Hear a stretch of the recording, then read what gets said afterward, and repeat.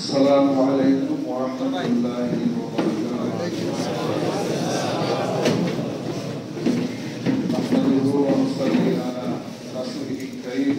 أما بعد، أعوذ بالله من الشيطان الرجيم. بسم الله الرحمن الرحيم. وما أمروا إلا ليعبدوا الله مخلصين له الدين. صدق الله العظيم.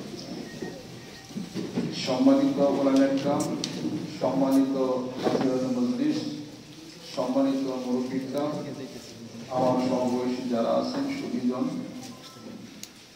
সকলকে আন্তরিক মোবারকবাদ, সম্মান এবং শ্রদ্ধা জানিয়ে আজকের এই মহতী ইসলামী জলসায় ওলামায়ে কেরাম হযরত এর মত বিনিময় অনুষ্ঠানে আল্লাহ পাক আপনাদের সম্মুখে আমাকে হাজির করেছেন এবং আমরা একসঙ্গে বসতে পেরেছি। এই জন্য মহান মাবুদের দরবারে শুকরিয়া আদায় করি। আলহামদুলিল্লাহ। আল্লাহ রাব্বুল আলামিন পবিত্র কালামের পাকের মধ্যে ঘোষণা করে দিয়েছেন, অনেকে আমরা জগৎবাসী খেয়াল করি না, আলেমদের কথা আল্লাহ পাক কোরআনুল কারীমের মধ্যে ইরশাদ করেছে, ইন্নামা ইয়াখশাল্লাহা মিন ইবাদিহিল উলামা। বান্দাদের মধ্য থেকে আলেমরাই আমি আল্লাহকে সবচেয়ে বেশি ভয় করি। আলহামদুলিল্লাহ। কোন আলেম ব্যক্তি, কোন হাফিজ ব্যক্তি কেউ বম নিয়ে ধরা পড়ে না, কেউ স্যার নিয়ে ধরা পড়ে না, কেউ বন্দুক নিয়ে ধরা পড়ে না, কারণ ইলম তাদেরকে পাহারা দিচ্ছে। আলহামদুলিল্লাহ। আজকে এই গোটা বিশ্ব পৃথিবীর শান্তি ক্রান্তি লগ্নে জীবনের অনেক বন্ধুর পথ অর্থাৎ আঁকা বাঁকা পথ পাড়ি দিয়ে এসেছি। আমরা বিজয়ের দ্বার প্রান্তে, আমরা বুঝি নাই, বুঝছে বুঝাই আমাদের পিছনে রাখছে। আমরা বিজয়ের ঠিক দ্বার প্রান্তে এসেছি, তার কারণ আমাদের বিজয় হওয়াটাই স্বাভাবিক। যেহেতু হাতে কোরআনুল কারীম আছে, হাতে আছে হাদিস শরীফ, সুবহানাল্লাহ, যাকে মানি তিনি বিশ্বনেতা মুহাম্মদ মুস্তাফা সাল্লাল্লাহু আলাইহি ওয়াসাল্লাম। শক্তি কি পরিমাণ! From the cradle to the grave, not a single drop of his life. যার জীবনের প্রভাবে দাঁড়ায় গোটা বিশ্ব পৃথিবী তিনি সৃষ্টি করেছেন, তিনি যে সাক্ষ্য প্রদান করেন, ওয়া ইয়ানতিকু আনিল হাওয়া ইন হুয়া ইল্লা ওয়াহয়ুন ইউহা। সুবহানাল্লাহ। আমাদের অনুষ্ঠান আরম্ভ হয়ে গেছে কোরআন শরীফ তেলাওয়াতের মাধ্যমে, আপনার গজলের মাধ্যমে। আমি মুকাদ্দামা এই বক্তব্য আমি এই জন্য দিচ্ছি, তার কারণ মত বিনিময় অনুষ্ঠানে মত বিনিময়ের সুযোগ দিতে হবে। আলহামদুলিল্লাহ।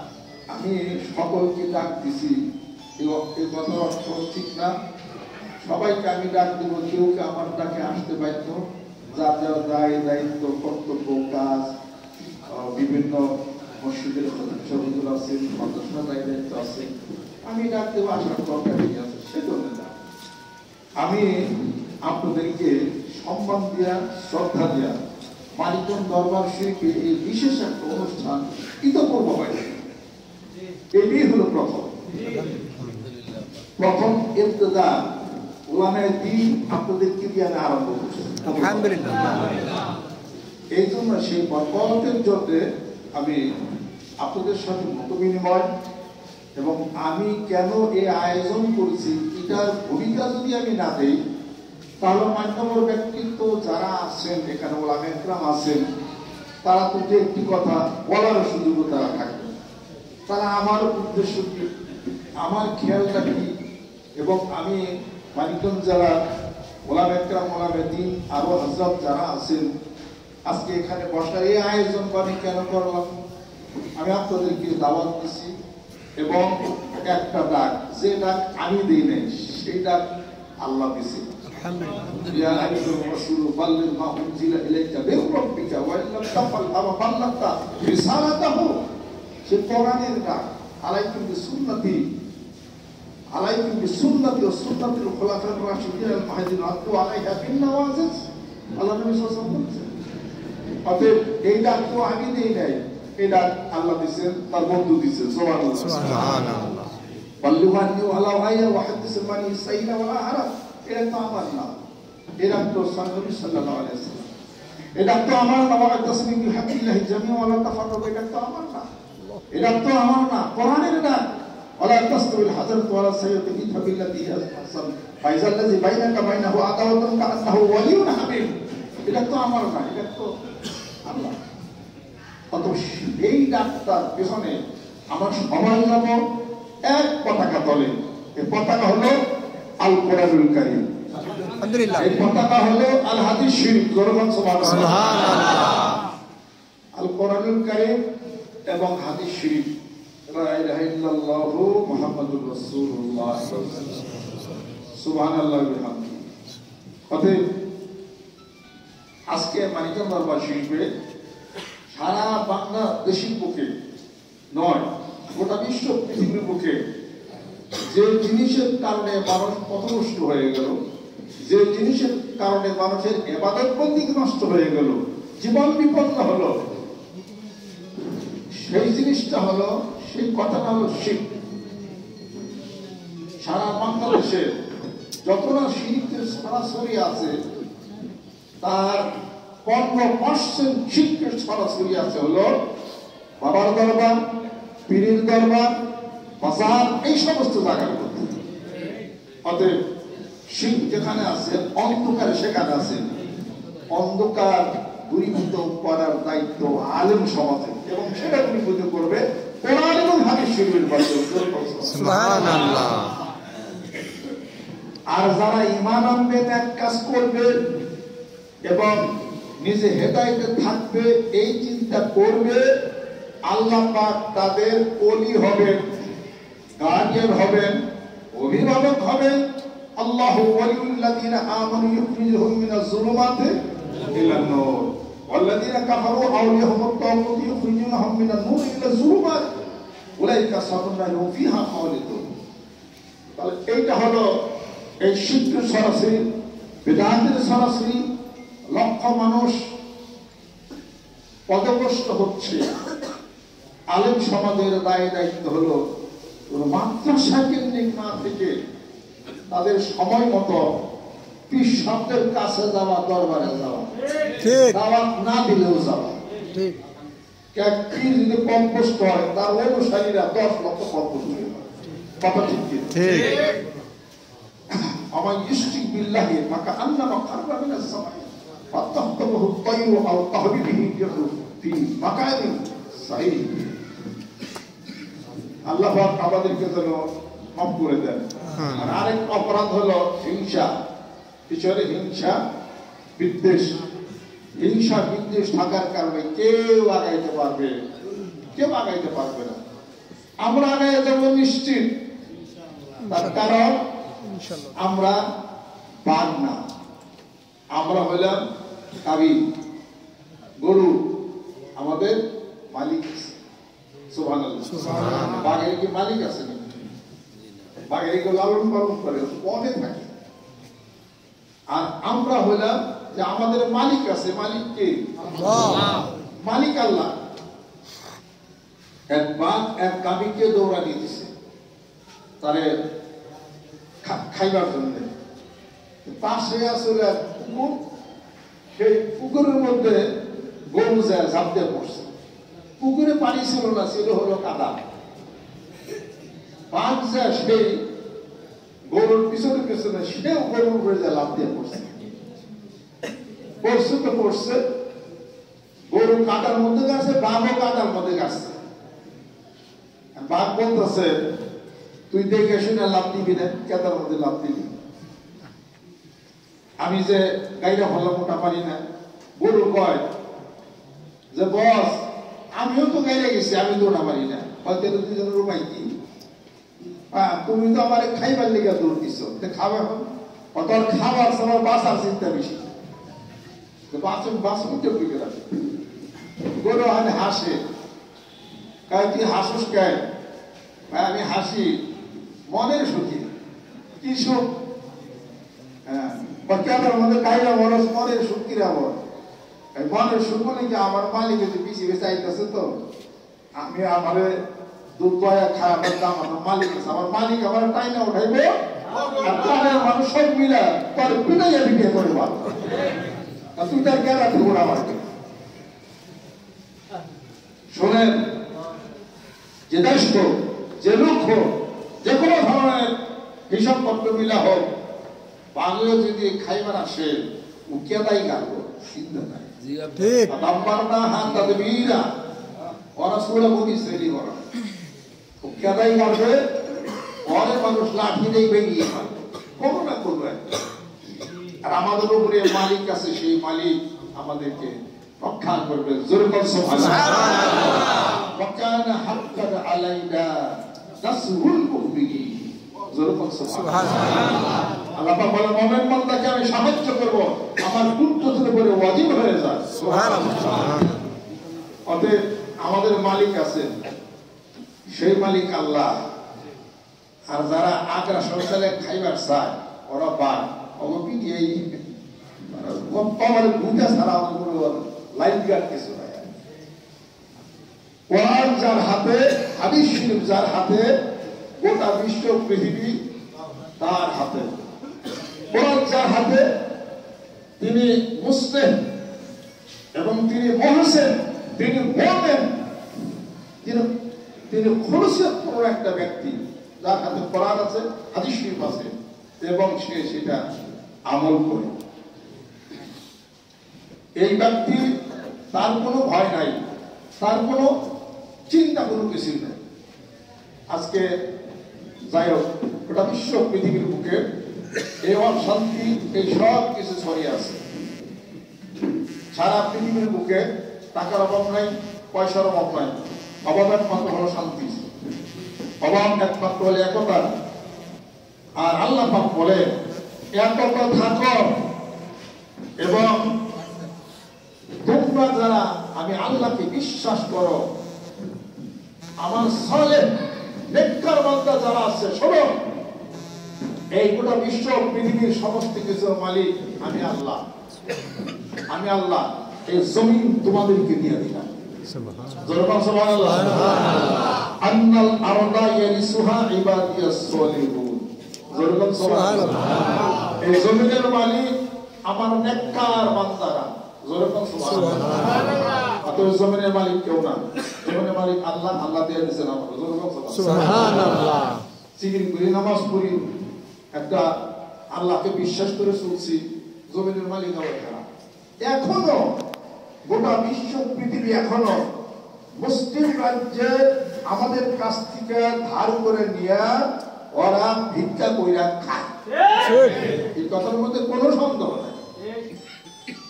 আমাদের মধ্যে লাগাই দিয়া তেল বিক্রি করে, আমাদের মধ্যে লাগাই দিয়া অস্ত্র বিক্রি করে এবং অশান্ত সৃষ্টি করে। এটাই প্রমাণ করে মাথায় টুপি আর দাড়ি যারা, তারা হয়ে জঙ্গি। প্রকৃতপক্ষে যারা টুপি দাড়ি দিয়া দাবাত যারা পরে, তারা কখনো জঙ্গি হতে পারে না। এরা অত্যন্ত সুকৌশলে টুপি দাড়ি সবকিছু পইরা তারা ওই ইসরায়েলের মতো দেশ কোটি কোটি টাকার আইডল মানি, অলস মানি টাকা দিয়া মানুষদেরকে জঙ্গিগিরি শিখায়, ইসলামকে কলুষিত করার অপতৎপরতার মধ্যে সাবকন্টিনেন্টের মধ্যে তারা হলো না। এদেরকে শনাক্ত করে এদের পিছনে লাগার দরকার নাই, এদের পিছনে লাগার দরকার নাই। ওই শিয়াল আজিমনি জোরের মধ্যে থাকে। এদেরকে সাহিত্য করার একটাই লাইন, পাবলিকদের মধ্যে এই তাদের পরিচয় তুলে ধরে কোরআন সুন্নাহর মাফিক আমাদের সবাইকে কথা বলতে হবে। আজকে সুন্দরবনে যদি আপনারা যান, আজকে সুন্দরবনে যদি যান, একটা বাঘের সাথে আপনার যদি সাক্ষাৎ হয়, অথবা আফ্রিকার জঙ্গলে, সেখানে আপনি যদি একা থাকেন, যে কোনো সময় আপনি আক্রমণ করবে, কথা ঠিক কিনা? আর যদি দুই বন্ধু যদি থাকে, একটা সিংহ আক্রমণ করতে ভয় পাবে। আমার এক পুলিশ সাতক্ষীরা বাড়ি, মনসুর হক সাহেব, ওনার বাড়ির ওখানে সাতক্ষীরা, ওখানে বাড়ি।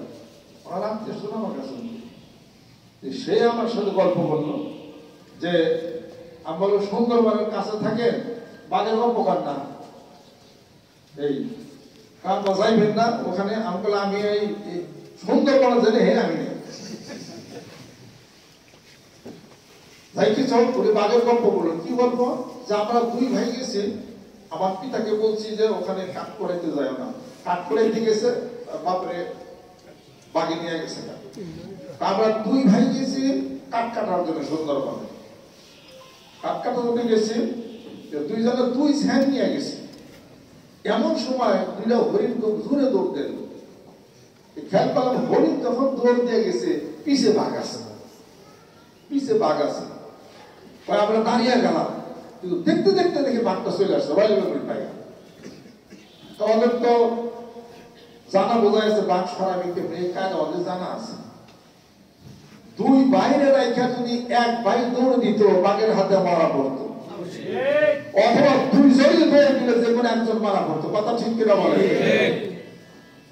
বাঘ যখন কাছাকাছি এসে গেছে, বাঘ তো এরকম করে মানুষ করে, কাছাকাছি ওরা এসে গেছে করছে, তখন দুইজনে লাভ দিচ্ছে।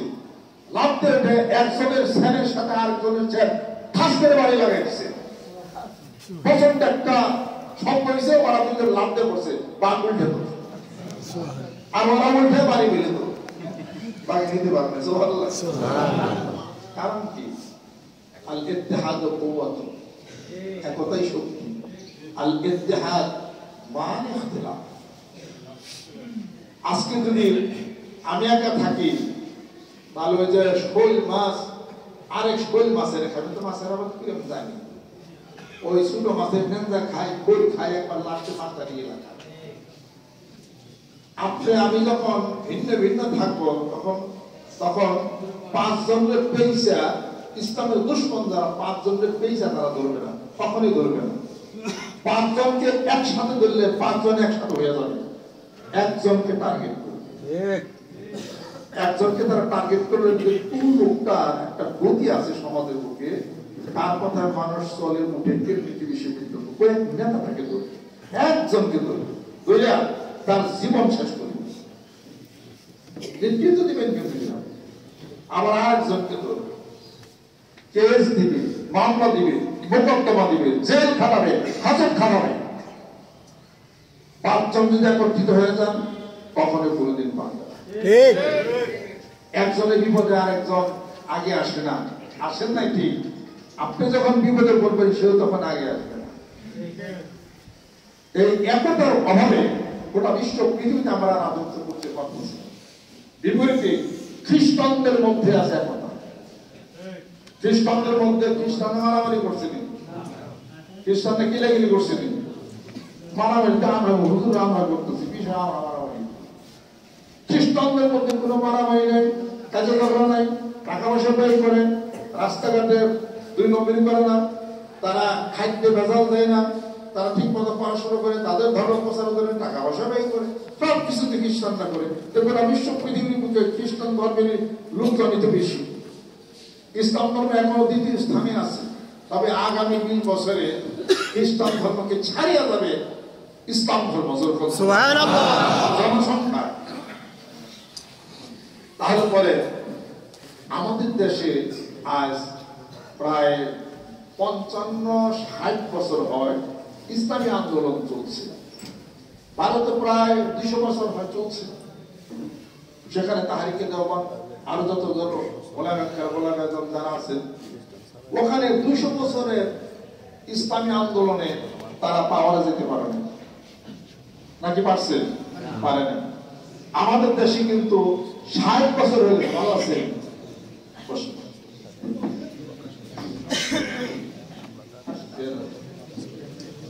আমাদের দেশে কিন্তু 60 বছর হয়ে গেছে, আমাদের দেশে 60 বছর হয়ে গেছে, আমরা কিন্তু পাওয়া দিতে পারিনি। কথা ঠিক কিনা? যদি একটা হুঙ্কার দেওয়া হয় 20 থেকে 25 হাজার কোটি মাদ্রাসা, কত ছাত্র, কত শিক্ষক, আল্লাহ বললে পরে আকার বাতাস প্রকৃত হয়ে যাবে, তিনটুক সবুজে যাবে, কিন্তু কাজ তো করে দেখাইতে পারি না। কওমি মাদ্রাসা হুজুর, ছাত্র, শিক্ষক, আলিয়া মাদ্রাসা, ইসলাম প্রিয় যারা আছে সবাই, আমরা আজ পর্যন্ত পাইনি এটা। কারণ একটাই, সবাই যার যার মতো আমরা অনেক পারি, যার যার মতো আমরা নিজস্ব গতিতে আমরা দল তৈরি করে দিচ্ছি। কোরআন একটা, দল 6টা, হাদিস শরীফ একটা, দল হলো 13টা। এই যে আমাদের একটা সমস্যা চলছে, এই সমস্যার উত্তরণ যদি না হয় তাহলে পরে বক্তব্য আমি বলি, আমি মানিকগঞ্জের বিশ্বাস বক্তব্য দিয়া 1 ঘন্টা আমরা পাঠ গ্রহণ করতে পারবো, ঠিক ইলেকশন করে ভোট পাইয়া এমপি হইয়া অ্যাসেম্বলিতে সংসদে যায় বক্তব্য দেওয়া, it's a very difficult to me. এটা খুব কঠিন একটা ব্যাপার। কাজেই রাজনীতির সাথে ইসলাম সংযুক্ত কইরা সেটা ক্ষমতা যায়, পাওয়া যায়, কোরআন সুন্নাহর বিধান কত মাফিক প্রত্যেকটা সেক্টরে সে আলো পরিস্ফুটিত করা, এটা খুব টেকনিক্যাল ব্রেনের দরকার, বক্তব্যের ধরন পাল্টানোর দরকার, সবাইকে ভালোবাসা দেওয়া দরকার। ঠিক, আমি যদি আপনাকে ভালোবাসা না দেয়, আপনি ভালোবাসবেন আমারে কোনদিন বাসবেন ধরা। আমি সবসময় যদি আপনাকে খ্যাট করি, আরে দেখছি তুমি ঠিক নাই, আরে দেখছি ঠিক মতো হাদিস করে পারবে না, এত সমস্ত বলাবলি করলে সেই আপনার কাছে আসবে, সে কোনদিন আপনার কাছে আসবে। মসজিদের নববীর মধ্যে এক ইহুদি প্রস্তাব করতেছে,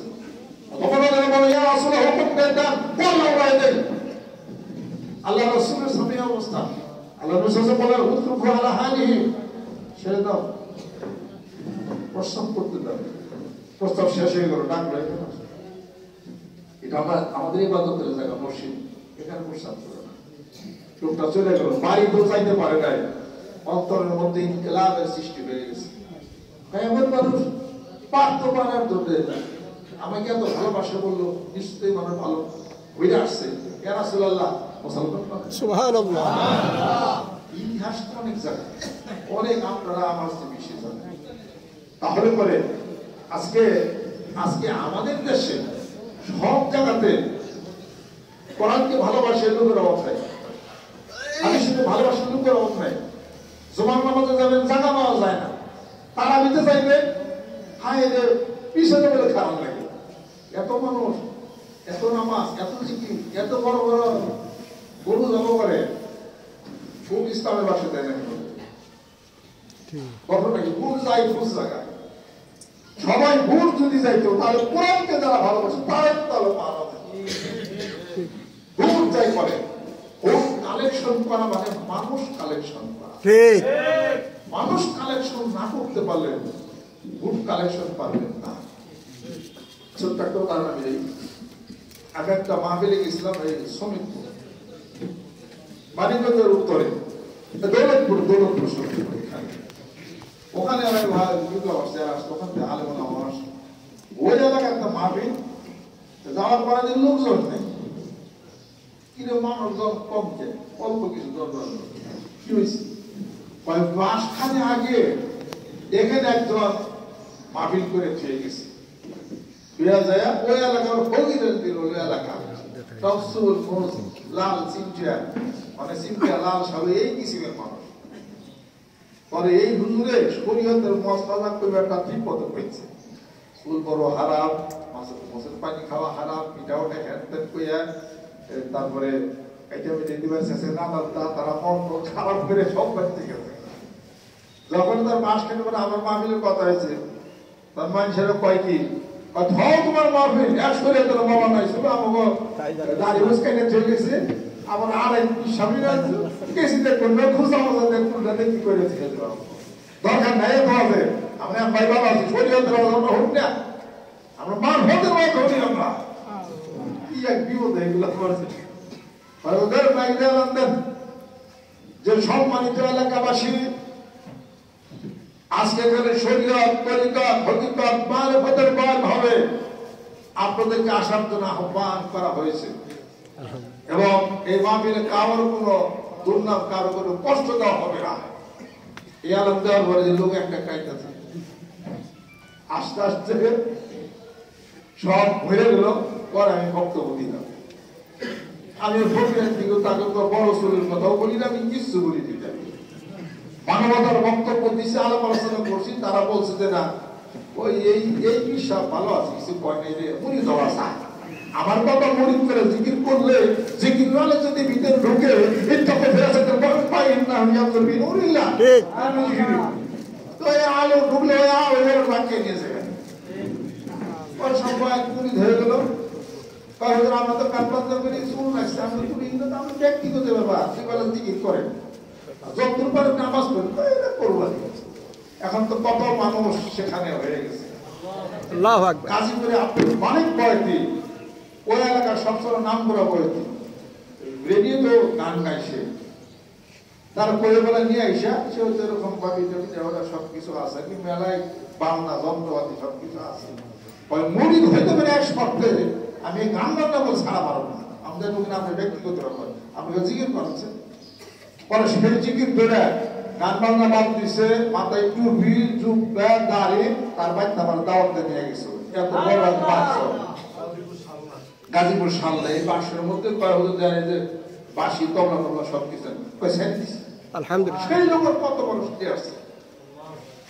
কালেকশনের আগে মানুষ কালেকশন ঠিক, মানুষের মন হৃদয়ে কালেকশন করতে হবে। মন হৃদয়ে কালেকশন অর্থাৎ মনের হৃদয়ের ভালোবাসার কথা উপস্থাপন করতে হবে। তাহলে পরে গ্রামে গঞ্জে বোঝা যাবে, মানুষ জানবে, মানুষ বুঝবে। এত খালি মাঠের মধ্যে বক্তৃতা দিয়ে গরম করলে তো খালি হবে না, গরম করলে হবে না। আর গ্রামের মানুষ জেহাদ বুঝে না। গ্রামের মানুষ খাইলে উৎকা পিঠে। একটা গ্রামে আলেম থাকে কয়েছে, এই মাঠে যায় এনে যায়, সারাদিন করে ওই দোকানের সামনে কান্তা আছে, আবার সিটে ওই টিভি দেখতেছে, আবার এক কাপ চা খাইতেছে। এই তালের উড়ে পালন। তো এই গ্রামে 10-20 হাজার মানুষ আছে, 10-20 হাজার কেউ গ্রামে আলেম এরকম তো কিছু নাই। তাদেরকে তারা ওই জেহাদ কিন্তু বুঝে না। তারা জেহাদ কি বুঝে তা জানে, জেহাদ বুঝে মারামারি, মারামারি এইগুলো। আমি তো বিড়ি করি, আমি গ্রামে গঞ্জে যাই, আমি বুঝি এটা। আমি যে সত্য বলে আপনাদের নিকট তুলে ধরবো এরকম সত্য কথা। কারণ আমরা লাল চালের ভাত খাই, চিকন চালের ভাত খাই, তারপরে লম্বা চালের ভাত খাই, ইরিদান খাই, আটাশ খাই, ওলার চালের খাই, সব ধরনের খাবার আমাদের খাইতে হয়। বিভিন্ন জেলায় আমরা যাই, মানুষের হিসাব করতে ছিল মন মানসিকতা থেকে শিখলে আমরা জানি। অতএব গ্রামে গঞ্জে মাঠে ময়দানে ইউনিট করে মানুষরা সাধারণ মানুষ বুঝতে হবে উনি আমাদের আপন, উনি আমাদের ভালো না, এই লোক ভালো নেই, এখানে ভোট দেওয়া চায়। আমার বড় দুলাভাই আপন চাচা খুলনার আব্দুল জলিল শেখ খানে সুবলের সাথে একই সাথে রাজনীতি করছে, একটানা 32 বছর চেয়ারম্যান করে গেছে। সুবহানাল্লাহ। কারণ গ্রামের মানুষ তার সাথে কিছু বুঝতে না। কারণ কি, সে মানুষের সুখে দুঃখে, সে মানুষের ভালো কথা দিয়ে মানুষকে আনছে। প্রথমে যদি জাহান্নামের কথা বলেন, প্রথমে জেহাদের কথা বলেন, প্রথমে এটা ওটা হ্যান্তার কথা, মানুষ গড়ে মরে কাছে রাত করা যায়, এটা নিজেই জানি। আমি ছোট্ট একটা মানুষ, আমার সাথে এত কোনো বড় বড় মানুষ নাই। আমি না আজকে আপনাদের মতো বিনিময়ের জন্য সম্মানিত গোলাম একরাম আপনাদেরকে আমি দাওয়াত দিচ্ছি, এখানে আসি বসি মত বিনিময় করি। এই আজকে না হয়তো আমার সাথে অনেক গোলাম একরাম আমি হয়তো পাইছি, এতদিন আমি একলাই আছি না, কত ঠিক রাখো। আমি 1 লাখ মানুষ 40-50 লক্ষ লোক যদি একত্রিত করতে পারি, 5 কোটি মানুষের টার্গেটটা মাঠে নামতে হয়ে যাবে ইনশাআল্লাহ। না হোক 2 কোটি যদি হয়, 1 কোটি যদি হয়, যেমন তেমন কথা কি না, যাতে মানুষের কথা 1 কোটি মানুষ বসে থাকি ঘন্টার পর ঘন্টা, কত লক্ষ টাকা ব্যয় তাদের করে। আমি ব্যয় কি 80 উল্টে আমার মোসাবার টাকা আমার দেওয়া হয়ে যায়। কার আগে কি আলাদা এইগুলো তারা ব্যস্ত থাকে, তাহলে নিশ্চয়ই এর কোনো কায়দা আছে, নিশ্চয় কোনো একটা ব্যবস্থা আছে। আর এমনই সঠিক প্রস্তুত হয়েছে, ভোটে যদি তার বাপ দাঁড়ায়, আলহামদুলিল্লাহ আগে পীরে সাহেব শুনে ভোট কারে এই অবস্থা। যদি অর্ডার দেওয়া হয়, পর্দার মধ্যে পাড়ি দিবি, সাঁতার দিবে, বলে যাবে, ভুলবে না, এই সৈনিক কিন্তু তৈরি হচ্ছে আলহামদুলিল্লাহ। তাহলে পরে মানিকগঞ্জ দরবার শরীফের এই স্মৃতি 1965 সাল থেকে এই পর্যন্ত এই মাদ্রাসা 1977 সাল থেকে এই মাদ্রাসা হিসাবপত্র মিলিয়া প্রায় 10 থেকে 12,000 এখন 15-20,000 হিন্দু সম্প্রদায় হয়ে গেছে। মাথায় টুপি দিছে, দাঁড়িয়ে রাখছে, জিকির করে পূজা পার্বণ সব বাদ দিছে মুসলমান হয়েছে। আমি যে প্রচার করি না বেশি, একটা সামাজিক ব্যাপার হয়ে যায়। আমি যদি হিন্দু সম্প্রদায়ে কাজ করতাম 10-20 লাখ হিন্দু পয়সা দিত আলহামদুলিল্লাহ, কিন্তু এটা একটা আন্তর্জাতিক ব্যাপার হয়ে যাবে। ওগুলোর মধ্যে আমি দুদিনে গোপনে গোপনে মুড়ি দেখালে জিকির করে। আজকে ফরিদপুর মাহফিল গেলে ওই মাহফিল অর্ধেক হয় মুসলমান, অর্ধেক হয় আলহামদুলিল্লাহ। তারা আমার কথা শোনার জন্য শুনে আমার কথা আমি কি করবো? আমি যখন হিন্দু শাস্ত্র আলাপ আলোচনা করি, আলাপ আলোচনা কইরা কোরআন হাদিস শরীফের সুবুতের কথা বলি, এটা সত্য এবং এটা ঠিক। আপনাদের ধর্মে এইটা করে তাদের কথা বকাবকি করি, কিছু করি। ফরিদপুর সুবোধ বাবু হলো হিন্দু, আমার কাছে মুড়িদের জিকির করে, আমার গাড়ি বেড়ে নতুন লোক আইনে আমার মুড়ি কেন কি করতে আল্লাহ আমার মনে আগে বলবো এমনি মানুষ নিয়ে আসে। সেই কিশোরগঞ্জের হরিপদ বর্মন সেও আমার কাছে মুড়িদের জিজ্ঞেস আসলে হে কি বলছে, মেলায় মানুষ নিয়ে এটা এই মুসলমান দিয়ে এটা কাজ করে। আপনার মানিকগঞ্জ গোপন হিসাবে বুঝে থাকে। সামাজিক ব্যাপার থেকে এই কাজটা আমি তৎপরতা আমি চালাই না। পরবর্তী ক্ষেত্রে একটা ঝামেলা হইতে পারে, আমি শুধু ইমানের দাওয়াত দিই, এইটুকু আমি কাজ করি। আপনাদের ক্ষেত্রে আমার কাজ, আমি ছোট মানুষের যে কাজগুলো শুরু করছি এই কাজ বড় হইতে অনেক বড় হয়ে যাবে, আমার ভুল হইতে পারে। বড় কাজ করতে গেলে ভুল যদি হয় বড় ভুলই হবে, কথা ঠিক কিনা? ঠিক। সেই ভুল আমার যদি হয় লক্ষ মানুষ সেই ভুলের মধ্যে পড়ে যাবে, তাহলে পরে সেই ভুলের মধ্যে পড়ে যায় আজকে বিশাল একটা বিপর্যয় যদি আমার হয়ে যায়, আমাদের যদি হয়ে যায়, তাহলে আজকেই হলো আমার এই প্রথম তার মানিকগঞ্জ মৌসুমে এই ধরনের অনুষ্ঠান অতীতে হয় নাই, আজকে প্রথম আরম্ভ করছে ওলামায়ে দ্বীন আপনাদের কি দেওয়া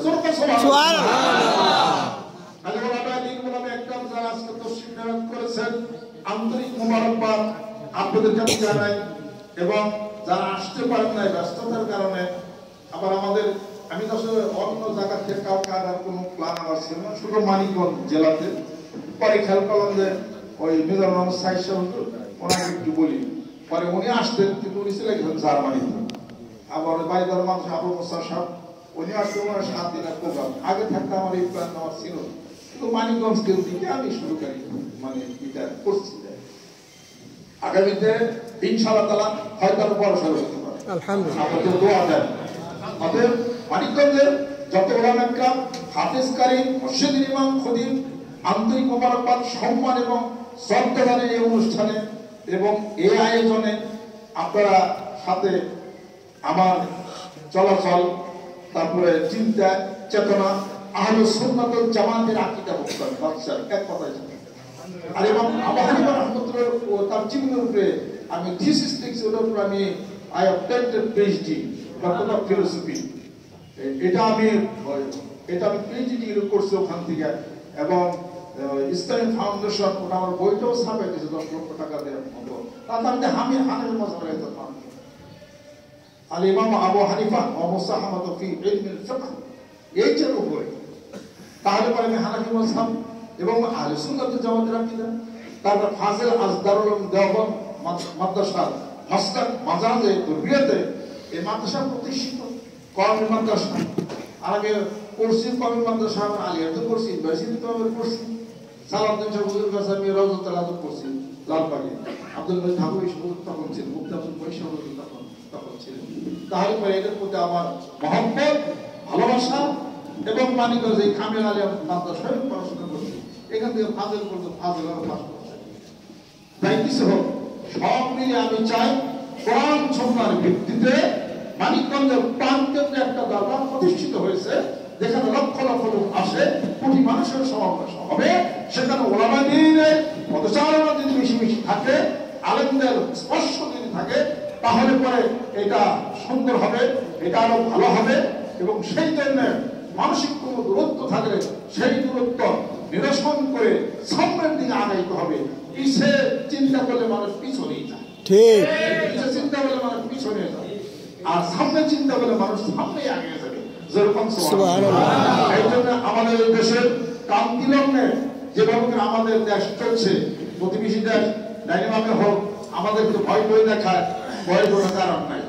বিজয় আমাদের শুনেছি, আমাদের মালিক আল্লাহ, রিজিক দিবেন আল্লাহ, আমাদের ফিল আরদি ইল্লা আলাল্লাহি রিজকুহা, অন্যান্য আল্লাহ পাক বলেছেন ওয়া কাআইমিন দাবাতিল্লাহ তাহমিলু রিজকা, যখন সুবহানাল্লাহ। রিজিকের মালিক আল্লাহ পাক দিবেন, আলোর ব্যবস্থা আল্লাহ পাক করবেন, পেঁয়াজের ব্যবস্থা আল্লাহ করবেন, রসুনের ব্যবস্থা আল্লাহ পাক করবেন, আর কিছু যা লাগে তা আল্লাহ পাক করবেন। আরব দেশের মন্ত্রণ আল্লাহ পাক মাইল করে দিবেন, আমাদের দেশে আসবে, টাকা দিবে, পয়সা দিবে, সবকিছু দিবে, এবং আমাদের রিজার্ভ ফান্ড বেড়ে যাবে, স্বাবলম্বী হয়ে যাব, তার ভয়ের কোনো দরকার নাই। আমরা বাংলাদেশকে সুসংগত করে কোরআন সরকার বিধানের হিসাব করতে বিধান গ্রামে গঞ্জে মাঠে ময়দানে কোরআন হাদিস শরীফের আলো ছড়াইতে চাই।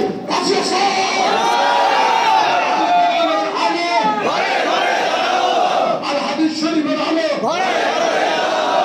সুন্নাতের আলো, বায়াতের আলো, আত্মশুদ্ধির আলো সারা বাংলার জীবনী লোকে যতগুলি পীর মাসের গুরুমানের যারা আছেন কোরআন সুন্নাহর ভিত্তিতে ইসলামের আন্দোলনের কথা বলে, অন্যায় কাজে তারা বাধা প্রদান করেন এবং ভালো কথার হুকুম করেন, তাদের প্রতি আমি সম্পূর্ণ শ্রদ্ধাশীল, আমি সমর্থন করি। প্রত্যেকটা কাজে বাংলাদেশের যত দিক সেদিক কোরআন সুন্নাহর ভিত্তিতে যা কিছু হয়, মানিকগঞ্জ দরবার শিল্পে আমি রেগুলার তার প্রতিবাদ করি, ইউটিউবে আমার বক্তব্য চাই। তবে মাঠে দাঁড়িয়ে স্লোগানের মাধ্যমে এই জিনিসটুকু আমি এখনো করি নাই, কারণ আমি অত কায়দা কানুনে বুঝি না। কারণ দু একটা ট্রেনিং থাকলে না দাবার দুবার হিসাব মত বোঝা না, এই ট্রেনিং তো আমার নাই। মাঠে নাই বা একটা কিছু করে এটা করি না, প্রত্যেকটা ক্ষেত্রে আমার সেই প্রতিবাদ। আমি কোরআনকে ভালোবাসি, হাদিস শরীফকে আমি ভালোবাসি। যতগুলো পীর মাসের গুরুগানের যা আছে সবাই মিলে সেই কাজ করতেছেন। আমাদের সেই বাংলাদেশের আজকের যে হিসাবপত্র গোলামে দিন ইত্তেফাক দল দল যা আছে, আমরা সব নিরসন করে এক কোরআনুল কারীম হাদিস শরীফের এই পতাকা তলে আসতে পারি, দ্বিধা বিভক্ত ভুলে যায় তাদের সাথে একত্রিত হইতে পারে। যেমন মনে করেন আপনি আছেন, আপনি যখন সেজদা দিবেন না, আপনি যখন শিরক করবেন না, আপনি যখন বেদাত করবেন না, এবং আপনি যখন নামাজ পড়বেন, আপনি যখন কোরআন তেলাওয়াত করবেন, আপনি যখন হালাল পথে চলবেন, তখন আপনার সাথে আমি একত্রিত হইতে পারি। এমন কিছু করা যাবে না, সবাই একত্রিত হবেন, ভুলালো কিছু করা যাবে না। এমন দল আপনি আমি একসাথে হয়ে গেলাম, কিন্তু এমন মানুষকে নেতৃত্বের মধ্যে কাছে আমি নিলাম যে নাকি সকালে নামাজ পড়ে বিকেলে মুক্ত রাত্রে মুক্ত করে, তাদের মধ্যে তারা সমর্থন করা হয়েছে। এমন ছিল তবে হজের মধ্যে যারা আছে তারা তো একত্রিত হইতে পারে।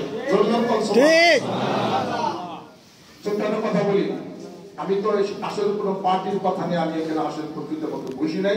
এখানে বিভিন্ন পার্টির মানুষ এখানে আছে, ইসলামিক প্রজোট আছে, তারপরে খেলাফত মজলিস আছে, বাংলাদেশ খেলাফত মজলিস আছে, তারপরে সরকানা হুজুরের পাখামার কমনার আছে, জামাত ইসলামের অনেক লোক আসছে, নেতৃস্থানীয় এখানে আসছে। সবার সাথে আমার কোরআন মাফিক আমার হলো ভালোবাসা, সত্য মাফিক আমার ভালোবাসা।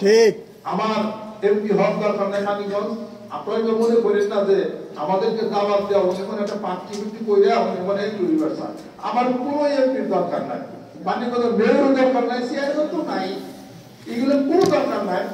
আমার হলো নিজে আমার শ্রম, আমার কথা, আমার মেধা এবং আমার টাকা পয়সা ইসলামের রাস্তায়, কোরআনের রাস্তায় যদি ব্যয় হয়, আমি মানে গরিব সবার টাকা দেয়, আমি নিয়ে পয়সা গেলে পুরো অবস্থা হয়। এটার জন্য কি আমার আমি কামাই করি? এখানে মাদ্রাসা করাইছি, 15 লক্ষ টাকা এই মাদ্রাসা পরিচালনার পিছনে লাগে। ওখানে জমি কিনা মানুষ বসার ব্যবস্থা করা হয়েছে। এখন আমার যা কিছু আছে আমি তো কোরআনের প্রচার করব, আমি তো চাবো যে মানুষ সমাজে হোক, আমি তো চাবো যে শিখ এবং বেদাত মধ্যে একটা সমান ব্যবস্থা হোক। শিক্ষা কেন্দ্রে শিখ বেদাত ছড়িয়ে গেছে, প্রত্যেকটা জায়গাতে হয়ে গেছে। কোরআনের আলো যদি না হয় এটা কখনো দূর করা সম্ভব না। এই জন্য এটা হলো দরকার, একতার হলো দরকার। সেই একতার জন্য আমার বড় ডাক দেওয়া। আমি আপনাদের পিছনে থাকবো। একতা হলে ইনশাআল্লাহ শ্রম দিব এবং ভালোবাসা দিব, সম্মান দিব, শ্রম দিব, সবচেয়ে বড় জিনিস টাকাও দিব ইনশাআল্লাহ। টাকা ছাড়া কাজ হবে না। যে যাই করেন, গাড়ি ভাড়া করা লাগে টাকা লাগে, টাকা ছাড়া হয় না। টাকা সবচেয়ে বড় ভিটামিনের নাম হলো টাকা। ওই যে ধরছে ইন্টারভিউ ধরছে বসে ডাক্তারি পরীক্ষা করো, তাই সবচেয়ে বড় ভিটামিনের নাম কি করছে কি পরে পরে কোশ্চেন যে সবচেয়ে বড় ভিটামিনের নাম হলো টাকা। টাকা বললেন ভিটামিন কি? টাকা ছাড়া ভিটামিন কি দেওয়া টাকা ছাড়া ভিটামিন কি দেওয়া। আল্লাহ আগেই বলছেন ইন্নাল্লাহ আশতারা মিনাল মুমিনিনা আনফুসাহুম ওয়া আমওয়ালাহুম বিআন্না লাহুমুল জান্নাহ ইউকাতিলুনা ফী সাবিলিহি ফায়াকতুলুনা ওয়া ইউক্তালুনা ওয়া'দান আলাইহি হাক্কান ফিত তাওরাতি ওয়াল ইনজিল ওয়াল কুরআন ওয়া মান আফা বিআহদি মিনাল্লাহি ফাস্তাবশিরু বিআইয়িকুম আল্লাযী বায়া'তা বিহি ওয়া যালিকা হুয়াল ফাওজুল আযীম। আল্লাহ পাক বলেন মুমিনদের নিকট থেকে দুটো জিনিস কিনছি। জোরে কোন কয়টা? দুইটা। একটা তার টাকা আর একটা তার জান। সুবহানাল্লাহ। আমার গাল লাগবো বিআন্না লাহুমুল জান্নাহ, আমি পরে দেব জান্নাত। সুবহানাল্লাহ। জান দিবি, মাল দিবি, জান্নাত পাবি। জানও দিলাম না, মালও দিলাম না, খেলা আছে জান্নাত, খেলা আছে। তারপরে মহলে বদল করে যখন দানের কথা বলা হয়েছে তারা বলবেন হাত তো কিন্তু মিম্মা তহিবুন, তোমরা কল্যাণ করতে হতে পারবো না যে পর্যন্ত না তোমরা নহর দান না করো। সুবহানাল্লাহ। 14,20,000 টাকা, 14,20,000 টাকা তার খেজুরের বাগান বিক্রি করে দিচ্ছে। বিক্রি করে দিয়া বাংলাদেশি টাকা 30 কোটি টাকা। যেহেতু আল্লাহ নবী সাল্লাল্লাহু আলাইহি ওয়াসাল্লাম আয়াত শরীফ নাযিল হয়ে গেছে, সেই টাকা পরের দিন তার সব মুসলিম ভাইয়ের মধ্যে সব দান করে দিয়েছেন। জোর করে সুবহানাল্লাহ। খাদিজা কুবরা রাদিয়াল্লাহু তাআলা আনহা আরবের সবচেয়ে ধনাঢ্য ছিলেন। তার সমস্ত সম্পত্তি টাকা পয়সা রাসূলের পাক কত মুবারক সব দিয়ে দিয়েছেন। তার ইচ্ছা মতো সব ইসলামের জন্য ব্যয় করে দিয়েছেন। সুবহানাল্লাহ। অতএব আমার টাকা আমার পয়সায় আরেকদের জন্য যদি কাজ না লাগে, ইসলামের জন্য কাজ না লাগে, কোরআনের জন্য কাজ যদি না লাগে, তাহলে আমার এই পয়সা যদি টাকা তো লাগে তো আল্লাহর কাছে হিসাব আমাকে দিতে হবে। আজ আমি আপনাদেরকে আহ্বান করি, মানিকগঞ্জে আপনারা যারা আছেন ওলামা একরাম ওলামায়ে দ্বীন এক কথায় এক কোরআনের পতাকা ধরে কোরআন এক, হাদিস শরীফ এক, আখির জামানার নবী এক, আল্লাহ এক, সুবহানাল্লাহ। পতাকা ধরে সবাই যখন এসে যাবো দায়িত্বহীন কণ্ঠে যখন কথা যখন বলবে সব ইসলামের দুশ্মনরা সব দৌড়িয়ে পড়ে অলিউদ্দুরের মধ্যের মধ্যে চলে যাবে। আমি আপনাদের খেদমতে আরজ করতে চাই, এত বিভিন্ন প্রকার অপবাদ বিষয় বৃত্তান্ত, হ্যাঁ মৌলবাদী কারে বলে? মূল সারা তো কামই হইবে না। আমরা হলাম মূলের কাজ করি, আর যারা বলে মৌলবাদী ওরা হলো শীতের দিনে মূলা খায়। কথা খেয়াল করছেন? আমি আপনাদের খেদমত আরজ করতে চাই, আসেন গ্রামে গঞ্জে মাঠে ময়দানে স্কুল কলেজ ইউনিভার্সিটি প্রত্যেকটা প্রাইমারি স্কুলে সকল জায়গাতে ছাত্রদের প্রেম ওয়াজ করে তাদেরকে জানাইতে হবে কোরআনিক জীবনের কথা, হাদিস শরীফের জীবনের কথা। সুবহানাল্লাহ। সেই জন্য সমাজে সেই কথাই বলতে হবে, যেই সমাজের মুক্তি সনদ আল কোরআন, যেই সমাজে ধনী গরিব সুবহানাল্লাহ মুজরিমানের আসবে সুদিন সুখ শান্তি, থাকবে না আর কোনো দ্বন্দ্ব ভুলভ্রান্তি। হে খোদা হে কবুল করো এই স্বপ্ন, দাও এগিয়ে আরো কাছে সেই লগ্ন।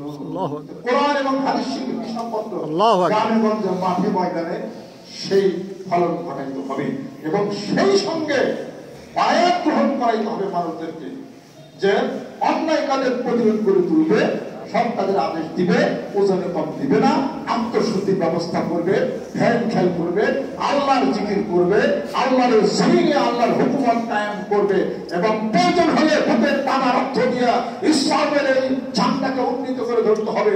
এই সকল কিছুর উপরে বায়াত গ্রহণ করতে হবে। ঠিক ভাই, শুধু পীরের দরবারে পারি না। বায়াতের সংখ্যার হিসাবপত্র অনেক। শাইখ আব্দুল হক মুহাদ্দিস হুজুরি রহমাতুল্লাহ আলাইহি হৃদয় তীর্থ মদিনার পথে জজবুল কুলুব ইলা দিয়ারিল মাহবুবের মধ্যে বিস্তারিত ব্যাখ্যা আলোচনা করেছেন এবং মুফতি শফি সাহেব রহমাতুল্লাহ তিনি তার কিতাবের মধ্যে লিখেছেন। এগুলোর মধ্যে পরে পরে আপনারা সকলে আলোচনা আমরা করতে পারি। আজকে পীর মাশায়েখের দরবারে বায়াতের কথা বলে আমল আকীদার কথা হচ্ছে। আলহামদুলিল্লাহ আলহামদুলিল্লাহ। আপনার ইসলামী পাঠিদারের কথা বায়াতের কথা বলে নিজের জান জীবন দিয়া রক্ত দিয়া শাহাদাত বরণ করে শহীদদের কাতারে এসে তারা ইসলামের কথা বলে নিঃসন্দেহে সেই বায়াত ঠিক আছে। সুবহানাল্লাহ। আকাদা কিন করার কোনো স্কোপ নাই এবং সেই সঙ্গে সারা গোটা বিশ্ব পৃথিবীর মুখে প্রত্যেক জগতের ভাই যারা আছেন তারা দিনের দাওয়াতের কাজ করে মানুষদেরকে আল্লাহ পাকের রাস্তায় আনতেছেন। তাদের আহ্বান করে বসে থাকেন না। আপনার সম্মানিত ভোট ব্যালট বাক্সের মাধ্যমে পরাজন্য বিধান পথে তাকে পছন্দ করে তার নেতৃত্বে আপনি ভোট প্রদান করেছেন। ভোট প্রদান করবে না এটা কখনোই এটা হতে পারে না। এটা নাগরিক অধিকার। এটা সে একটা অধিকারকে সে নষ্ট করে দিল। আমি আপনাদের খেদমতে আরজ করতে চাই, আসন বন্ধুরা যারা পার্টি করি, যারা দলকে সামনে আগাতে যায়, গ্রামে গঞ্জে মাঠে ময়দানে গণসংযোগ করতে হবে। দেখেন ছোট্ট একটা ঘটনা বলে দেবেন। এর নাম ইলিয়াস কান্দরী রহমতুল্লাহ আলাইহি।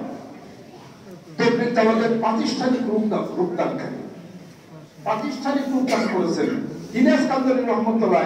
তিনি মানুষদেরকে দাওয়াত দিয়েছেন, ভাই আসেন নামাজটা করি, আসেন নামাজটা করি। ওই কামরা কাজ করছে, রাস্তায় ডাক দিয়েছে। কামরা বলছে কি কাম বাদ দিতে তুমি কি নামাজ নামাজ করে নামাজটা পড়ি তখন দিন না পড়লে ভালোই আল্লাহ কইছে নামাজ পড়া হয় আমাকে উক্কা যদি হাতায় দাও উক্কা সেদিন নেই ওটা নামাজ পড়তে পারি হুক্কা যদি সাজাইয়া দাও ঠিক আছে। পরে হুক্কা দিছে দিয়া ওটারে সাজাই মাঝে সবকিছু দিয়া ভাই এই যে কাজ আইনি হুক্কা খাও। হুক্কা টুক্কা খাইয়া ভাইয়া হুক্কা তো সাজিয়ে দিল খাইলে নামাজ এলো। তুমি সার ভাড়া নামাজ পড়ে এই সাল্লাহ দেখছে কি অবস্থা। ধৈর্য রাখতে হবে, একবার বলবে আবার দাওয়াত দিতে হবে। যেরকম সুবহানাল্লাহ। আল্লাহ আল্লাহ রাসূল বলে বাইতে কয়বার গেছেন? কয়বার? তিনবার। একবার গেছেন ওমর ইসলাম গ্রহণ করো, ধমক দেখাই দিয়েছে। আবার গেছেন ধমক দেখাই দিয়েছেন।